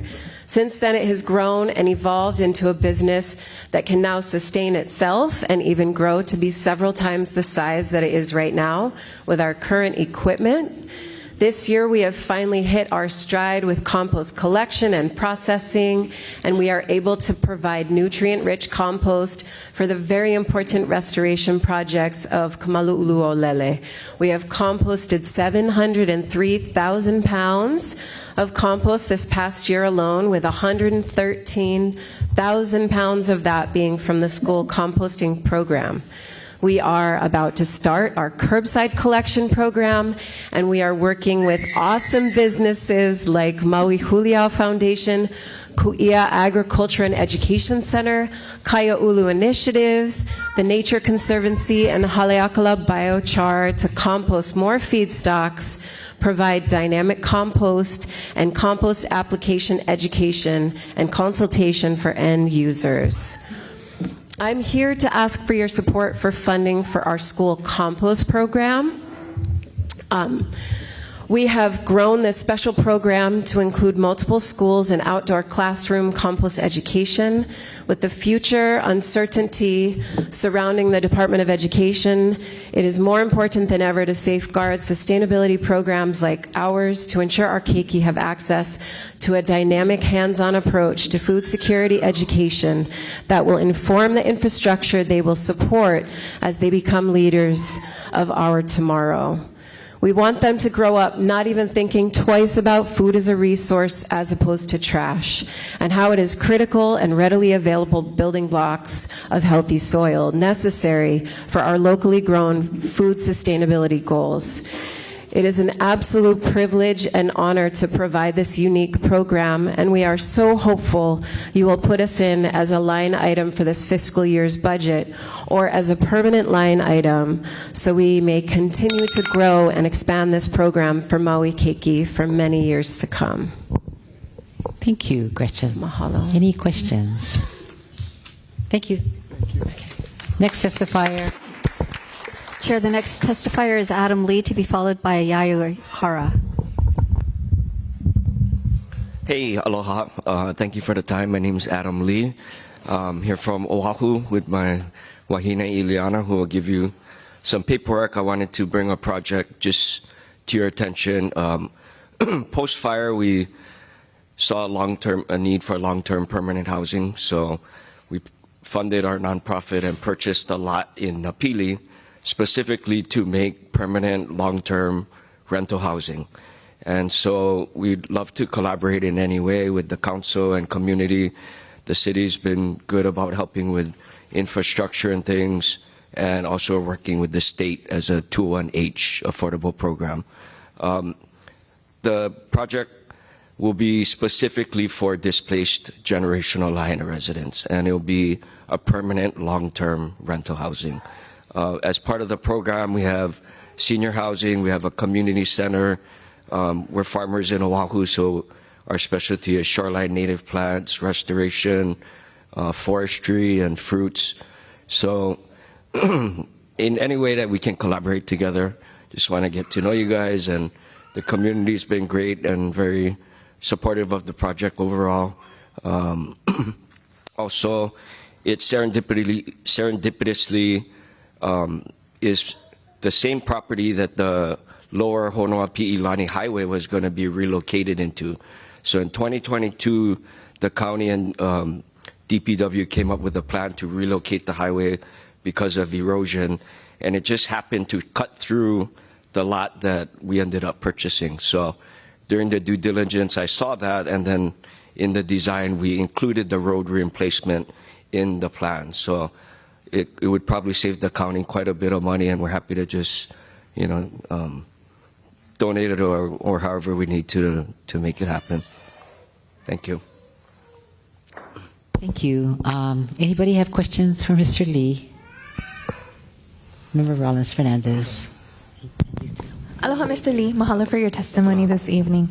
So your experience in doing long-term affordable housing rentals? Yes. You I have did background that? in real estate, farming, and affordable housing. On Oahu? Yes. Okay. Mahalo. Thank you.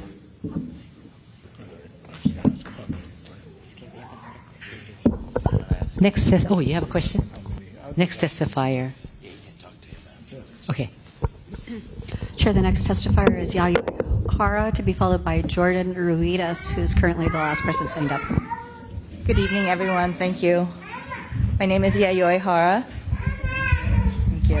And basically, I ditto everything Mikey said. So just, then I'm just going to cut into a longer thing that, I did the survey, and everything was number 5. Everything was high priority. Everything what everyone is saying tonight is like, yes, please support all these programs. We need all these programs. I went to the Seaworm meeting the other night, and the situation sounds very dire. I was surprised when there were a couple sort of drop the mic moments when one guy said, returning the water to the streams will help replenish the aquifers. And I was like, oh gosh, did anyone else hear this? Drop the mic, And then another one was that the yield that we are drawing from the wells is not sustainable. I know that everybody knows this, but I was like, wow, it's so just in our face and dire. What are we going to do about it? So just wanted to bring that up. The other thing is, I know everybody's in support of the West Maui Hospital. I understand the need for emergency and long-term care in West Maui, but we're having a shortage of doctors anyways. My parents are in their 80s. I change out their primary care person probably once every 3 to 4 months because the doctors keep leaving. Can we not figure out a way to beef up the clinics that we already have on the west side, like Maui Medical and Kaiser, working to have a small long-term care facility plus an emergency triage facility instead of trying to build out a hospital? Because we're not going to find the people to staff the hospital. And that's all. And then ditto everything Mikey said. Thank you, Yayoi. Does anybody have questions? Thank you. Next testifier. Chair, the next testifier is Jordan Ruidas, and that's the last testifier signed up.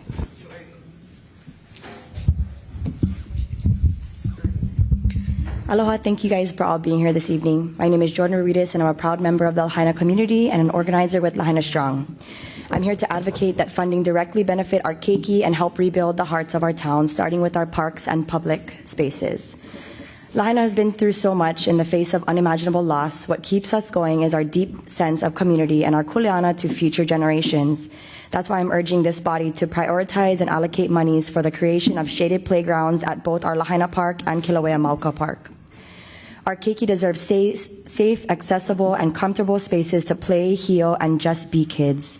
With many families still without permanent housing, shaded playgrounds are not a luxury, they're a necessity. These parks are more than just recreational areas, they're gathering places, spaces for healing, and symbols of hope and resilience. We can't talk about recovery without investing in places that hold our community together. I want to also speak to the broader issue of housing justice in Lāhainā. The reality is that too many of our homes, especially condos and short-term rentals, are sitting empty while our families remain displaced. We need to put people before profit. I strongly support raising taxes on vacant homes, condos, and non-owner occupied units, since we will be begin the process of phasing out some of the vacation rentals after budget. It's time we hold absentee owners who chant about loving our community accountable and ensure that the monies generated off our lands actually support and serve those who live here. By taxing these vacant and investor-owned properties at a higher rate, we can generate revenue that stays in the community to fund parks, affordable housing, mental health services, infrastructure that our people desperately need.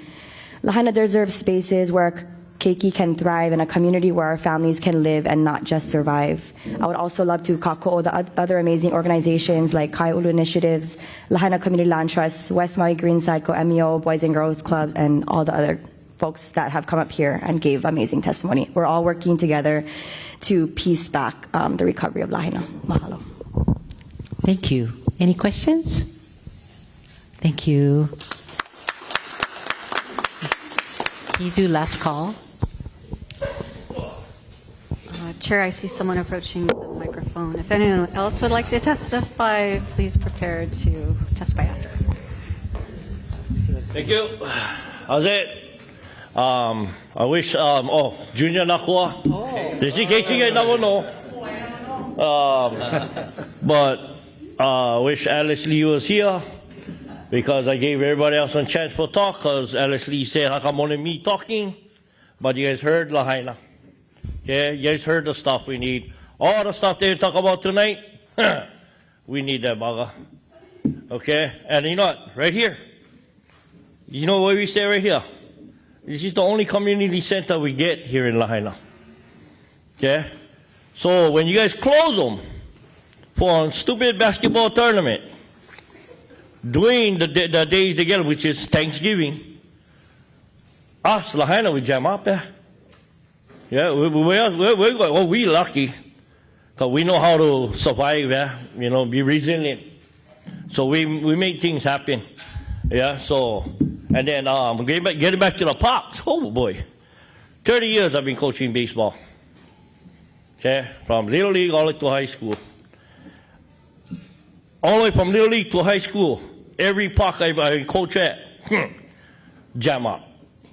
You know, we get puka fans. Got to make sure the kids don't run into the fence, somebody get hurt, all that kind of stuff.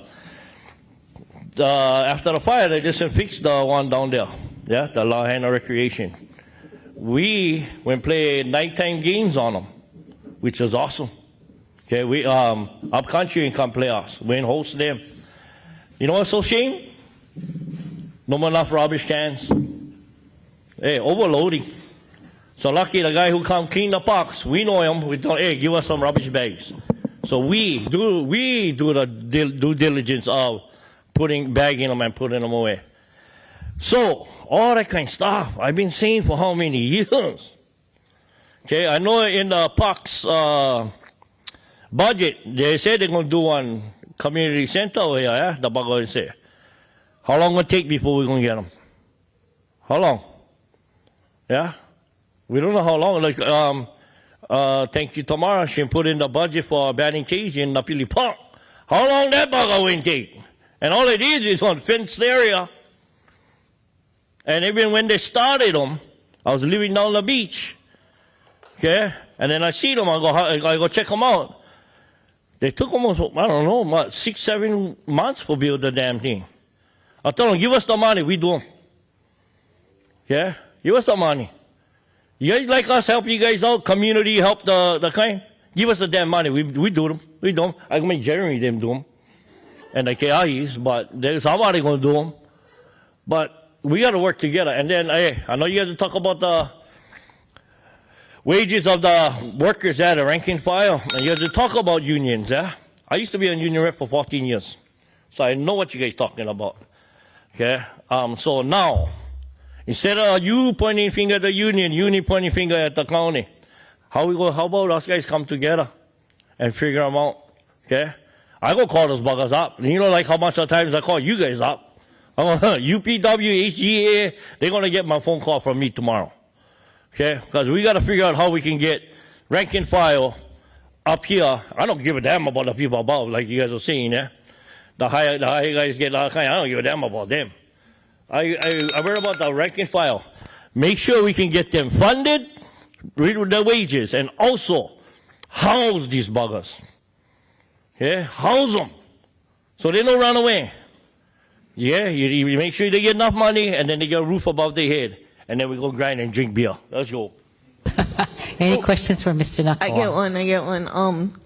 On your list of people you in contact besides the unions and the county, I just checking if you contacting the state, because each county get one vote when it comes to collective bargaining, and the state get like 6. So even if all the counties band together, we cannot overcome the state. So the state is the legislators? No. Oh. The admin. Admins. So which is the governor? Oh, don't worry, I get your number. Oh, Attorney General, sorry. Attorney. Oh, it is the governor. He's the governor? They get more votes than the county. So when you do the collective bargaining, each county get one vote, and then the state get 4 or 6, depending, I guess, on the 5 or 6, depending on which bargaining unit and all that. But even if the county was to vote for a raise, the state has the most votes. Even though that's county employees? That's what is the meaning of collective bargaining. Like Hawaii Government Employees Association, not county employees. Then how come you buggers always point fingers at each other? How come county point finger at the state point finger at the county? And then now you telling me make them work together? I think I can make some magic. Watch, I'll call them I'm up. just sharing what I learned. No, only, yeah. Thank you, guys. Yeah, I'm just tired of everybody pointing fingers. Okay? Make something freaking happen, damn it. Okay, any more testifiers? Chair, we can do a last call. If anyone would like to testify. Oh.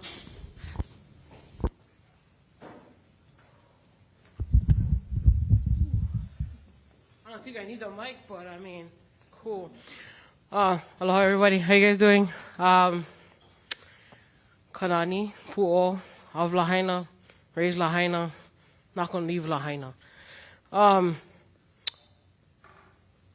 not gonna say who I work for. But although I know Theo is here with Lāhainā Restoration Foundation, I think another important fact is that Lāhainā was once the capital. And I think history needs to be brought back into Lāhainā. We need that. We cannot be doing this as when, like just tourism attraction. All we get is one sign, one small sign outside of Lāhainā, that's it. And it's like, this is the capital of the kingdom. That's it. That's all we got.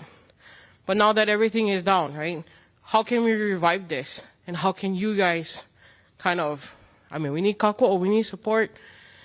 We need to do this because I think it was in 1960, there was a plan to revive this and it never came to light. So that's something that I've kind of been passionate about within the last, I don't know how many years, I'm not going to say how old. But being a keiki of this aina, every day I learn something new, especially about history. The fact that we live and we thrive in this community, this Kaiaulu, in Lāhainā, and how important and significant we were to not only just Maui, but ko Hawaii pai aina, right? The state, well, I don't like to say state, but the ko Hawaii pai aina, I think that needs to be implemented. I think that needs to be something that might be put in a budget. I don't know. I'm just here as a independent, passionate Kanaka, and proud person to be from this place, right? So I don't know how we can do that. I know that's might be asking for too much or too little. I don't know, but in collaboration with these guys, Lahaina Restoration Foundation, and every other person in the community, all these people in here, they know as well. I support them 100%. Give them all the money. Give them, especially, nah, Mikey, that's the one. 1.3, yeah? But I think that we definitely need that to bring back history. Even our own keiki. I was a kumu once at Kamehameha III. Our own keiki don't even know our history. Something is wrong with that. If we are born and raised in this land, we should be knowing our own history, especially someplace that's rich in history as far as Lahaina. So I don't know what you guys can do, but if we can add that in the wherever you like stick them in, yeah, mahalo. Member Sinensi has a question for you. Hello, Kanani, for your testimony tonight. With some of our members here, we did create the Department of OEV Resources. So I know that, I don't know if you've been in contact with them, but they are visiting all the different districts, including Molokai and Hana. So I think maybe you would start with there. They have their mission is, or for this budget, is ke kahua, resetting the kahua. So maybe that would be your first, or maybe invite them into. We actually have. Yeah. Mahalo. Mahalo. Very Mahalo, good. yes. Mahalo. Member Paulton. So any money that the county gives is usually applied for, and I just was wondering if you're aware that OEV Resources is giving out grants and their application period is now till the 25th. Yes. Okay. Yes, we do. Well. Okay, thank you. Last call. The last call for testimony. If anyone else would like to testify, please stand up and approach the mic now. Okay. I'm sorry. Okay, here's the countdown. 3, 2, 1. Thank you. There's no one else who wants to. Please close public testimony. Everybody, thank you very much for being here, and give yourselves a big hand. This meeting is now adjourned.